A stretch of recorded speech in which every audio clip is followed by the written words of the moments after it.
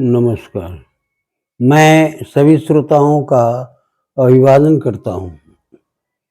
अभिवादन शब्द का मतलब होता है नमस्कार करना, प्रणाम करना। शास्त्रीय मत के अनुसार शास्त्र बतलाता है कि अभिवादनम शिलस्य नित्यम वृद्धो उपनिषेवते चत्वारि तस्य वर्धन्ते आयुर्विद्याय बलम। किसी को प्रणाम करने से, किसी को नमस्कार करने से उस व्यक्ति के शील स्वभाव का पता चलता है, वह व्यक्ति कैसा शील स्वभाव वाला है। और शील स्वभाव के अतिरिक्त यह श्लोक बतलाता है कि वृद्ध आदमी की सेवा करने से, वृद्ध आदमी की सेवा करने से, नमस्कार करने से बहुत चीजों की उपलब्धि होती है। किन किन चीजों की उपलब्धि होती है? शास्त्र कहता है, शास्त्रीय मत के अनुसार अभिवादनम शिलस्य नित्यम वृद्धो उपनिषेवते चत्वारि तस्य वर्धन्ते आयुर्विद्याय बलम। उसकी 4 चीजें बढ़ती है। आयुर्विद्या, आयु बढ़ती है, विद्या बढ़ती है, ज्ञान बढ़ता है। आयुर्विद्या, यश की वृद्धि होती है और शक्ति की वृद्धि होती है। 4 चीजों की वृद्धि होती है। प्रणाम करने से, अभिवादन करने से व्यक्ति विशेष की 4 चीजों की वृद्धि होती है।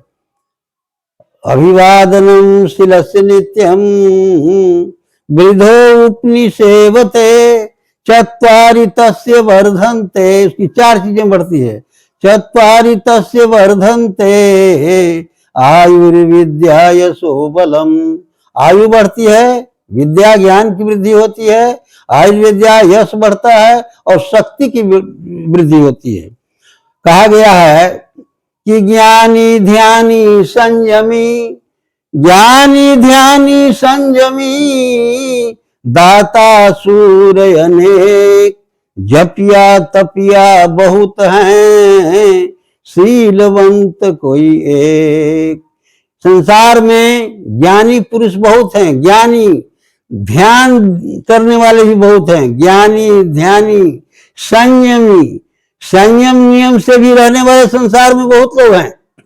संयमी, दाता, दान करने वाले भी बहुत हैं, दाता भी बहुत हैं। दाता, सूर, शक्ति वाले सूरवीर भी बहुत हैं, लेकिन शीलवंत कोई एक।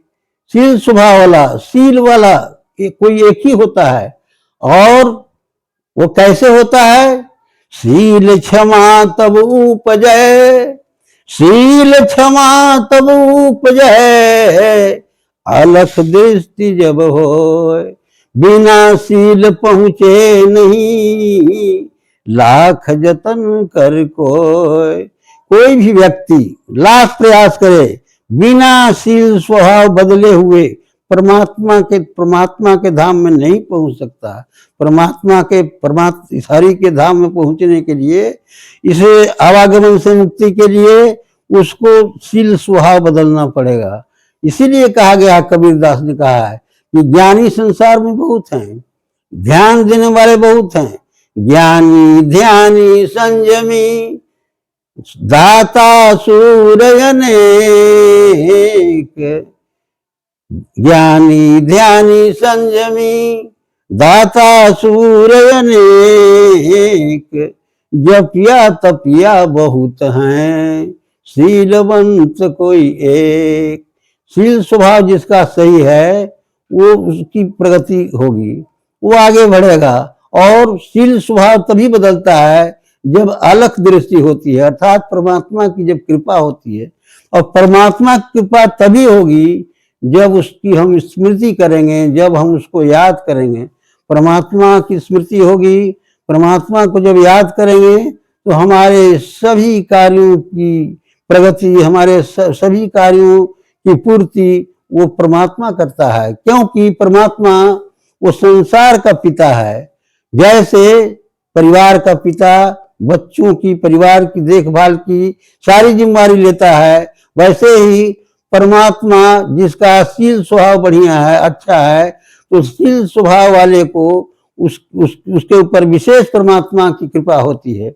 और जब विशेष कृपा होगी तो उसको किसी भी वस्तु की कमी नहीं होगी। उसको कहना पड़ेगा, एक समय आएगा वो कहना पड़ेगा कि हे प्रभु, आपने कोई कमी नहीं की है, अब हमको किसी चीज की आवश्यकता नहीं है। इतना ही कहकर मैं अपनी वाणी को विराम देता हूँ। नमस्कार।